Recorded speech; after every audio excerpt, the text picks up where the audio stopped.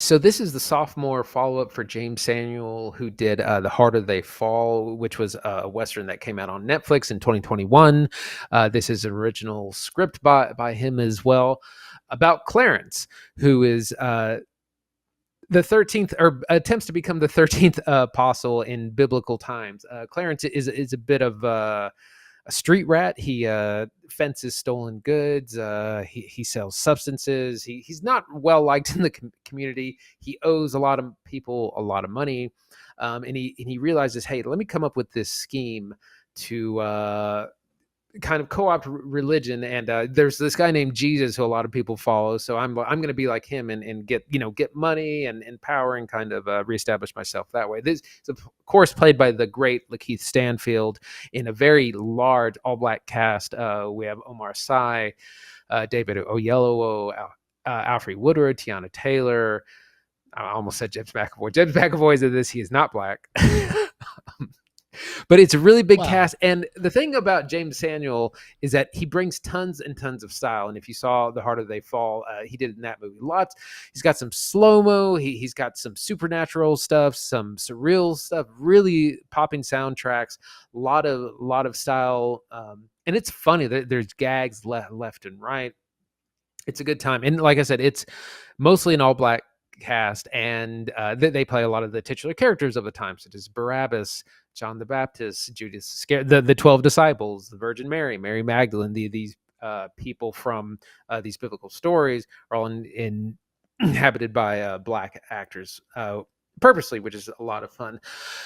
He of course, this scheme to become the 13th apostle eventually goes wrong, and he will have his comeuppance. But it's that's our premise. That's where we're starting. Zach, what do you think? Book of Clarence is a lot more fun than I thought it'd be. I was looking forward to watching it last year, and then we kind of missed it, and I didn't hear much about it, and thought, okay, well, whatever, maybe we'll get around to seeing it. And like having seen it now, I can confidently tell you, like, it's a good time. It's paced oddly. That's the one. That's the one thing I would say might be odd about it. It's got unique pacing, and I think that's because Samuel writes, directs, and composes his own features. He did the soundtrack for this, which I've been listening on Spotify since. It's great. You should totally go check out. Jay-Z's on it. D'Angelo's on it. It's crazy. Like a lot of good work that way. But like one of the things that I think is most striking about this feature is where it's shot. It looks so good. And when he shot The Harder They Fall, it was a Western. He did it for Netflix. Great cast. But like you could shoot that out in the middle of nowhere with some prop buildings, right? Like that's a little smaller. The Book of Clarence is filmed in Matera, which is in Italy. It's a historic region that actually suffered Roman occupation back in the day. And he pointed out when I told him this gleefully before the podcast that pretty much the whole world suffered Roman occupation back in the day. But regardless, it's such a great looking setting. Like it lands Jerusalem perfect. I think it's supposed to be like 29 CE in the film. Like regardless, like what we're seeing here feels so spot on. Like and the premise would remind you of something like Monty Python's The Life of Brian, right? Like false messiah character, biblical historical comedy kind of thing. But Samuel manages to bring something unique to it because of like where he's coming from that I think maybe Python hadn't cracked onto, namely in a largely black cast. He said in an interview with Variety that he doesn't see this as like a biblical story through a black lens. He sees it as a lens of like his worldview, because the way he sees it, Jesus was hood. He's like, Jesus was a man of the people. He came up from the streets.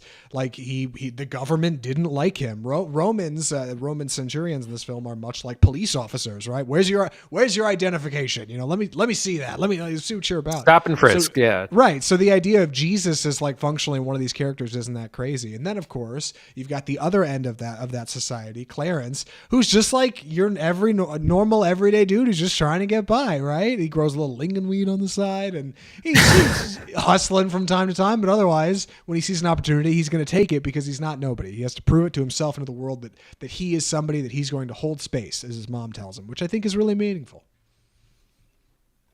Yeah, it's so funny in such a good setting. And part of what always makes you laugh is so we have our classic biblical characters, but then we have people like Jedediah the Terrible, Asher the Torturer, and they're like, you have to go see Asher the Torturer and free all his gladiator slaves. And it's like, what? Say what again? Asher the Torturer is played, of course, by Abs Olusen Mokun, who we just saw in or Ministry of Ungentlemanly Warfare, and who again is also in the Dune films. in a small role. Uh, I love our character because he is a non-believer. He's a man with no faith, and then he's said, all this is BS. This is knowledge is power, and he eventually kind of does this scheme to get money, but he at no point, this isn't really about a man who has no faith becoming a man of faith, but it is about a man who believes in nothing to eventually believe in something bigger than himself, to not just be a selfish person and look out for himself. So we do see an interesting transformation of our character over the course of the movie. So much style, so much fun. Zach, what doesn't work about this movie? That's a good question. I was going to say what does work. I was going to gush about Lakeith Stanfield more because he's tremendous. Absolutely. That kid can do no wrong. You put him in any movie and I'll watch it. I think what doesn't work, hear me out, and maybe Andy, you'll feel differently. I think there's an issue pacing because I think Samuel is very good at filming scenes and covering like good energy throughout the scene, good movement, good geography. But when he puts it together in a final film, it starts to feel a little disjointed. There's a couple scenes in here that like feel like they're out of order. There's one scene in particular where our lead Clarence gets baptized to try to get out of basically getting beat to death by one of his debtors who he owes money to. He's like, well, if I convert to Christianity, they'll let me go, right? Like they'll be kinder. So he's leaving that and he's like soaking wet. Then we have a scene where he meets a bunch of Roman centurions, dries a bone, and then following that he's meeting his girlfriend and he's soaking wet again. And it's like, well, that's really obviously out of order. Like that didn't go that way. And I think there's an issue with like bringing energy from scene to scene and making it feel like straight all the way through. Harder They Fall, I didn't notice this because it's such a big cast and you kind of spend time with these two different posses, but here focusing exclusively on Clarence, you get a bit more of a, I don't know, it just feels like a long 2 hours. I will say it's split into 3 parts, which is effective and makes sense and helps you kind of pace through it. And they've got these wonderful like giant Charlton Heston like Book of Moses title cards in this big font that's really funny. And it opens on action. Ben-Hur style, yeah. Yeah. It even opens on like a big chariot race. Yeah, very Ben-Hur-esque. Like that stuff is a lot of fun. I think that keeps it moving. I love the way it looks. I love the feel. Like I love the comedy of it, and I like our character Clarence. I like that he's got a personal stake in what's happening, and ultimately like starts to come around on this idea that hey, if I claim that if people believe in me, that has value for something. Like even if I don't believe in anything, like that's a really good journey. It just feels like a long like 2 hours 10 minutes. Did you get that at all? Am I crazy? It's way too long, and it drags, and it's got this thing where each sequence works on its own. Like it's really funny, but it's also like watching a bunch of SNL sketches where there's not, the through line isn't very neat. The writing needs to tighten up. Like this needs to be 100-minute movie, shave 20 minutes off of it. And I think you would have something really good, but it's too long. It goes on. Some of the sequences just go on too long. Like they'll be really funny, really clever, and then you get an extra 3-4 minutes that you didn't need. Each act is it's split evenly. Each act is 45 minutes, which is it's kind of too long. For me, it definitely overstays its welcome a bit. I would love to see Jeymes Samuel work with a better writer, or at least someone to rein him in a little bit, because it's one of these things where it's overindulgent. He's been allowed to do a little bit too much, and you need someone to say, hey, this doesn't work, we got to take this out, we got to cut down the time. Like you make this 105 minute movie, I think you got something, but it just goes on a little bit too long. Right. Carrying emotion from scene to scene, right? If tragedy happens in scene A, then in scene B, our characters should be sorrowful of that tragedy. If something goofy happens in scene A, they should be maybe laughing at that or have grown in some way. Like, and that doesn't always happen in Book of Clarence. Like, and I get it. Like they're out shooting live. They got a lot going on. They got a big cast and a lot of extras, great costuming, really dusty and dirty Jerusalem. Like, I like the look and the feel of it. Feels like a much more modernized, much better looking Monty Python Life of Brian kind of feature. And I like that. I like the central conceit. Like Samuel was talking to Variety. He said this, that he's weaving a fictional tale around like things that happened in biblical times, but this is something that really happened because in Jesus' time there were like 200, 300 people saying they were the Messiah. So the book talks about Simon. The Bible talks about the book. The Bible talks about Simon the sorcerer, who was another false Messiah who literally tried to buy his way into the apostles. A couple of the apostles had twin brothers. Like that's tied in. Like the Romans were crucifying people who claimed to be messiahs. All of that's real. Like, so he's just kind of weaving a few fictional characters into what's otherwise reality. And like, I think it's a big step up from Harder They Fall. I think it's big growth. I think there's a lot of really good cinematography. It's very funny. Yeah, it just needs like a little bit of shaping, Just need some discipline. Yeah, a little bit more sculpting on the table, and you got something really great.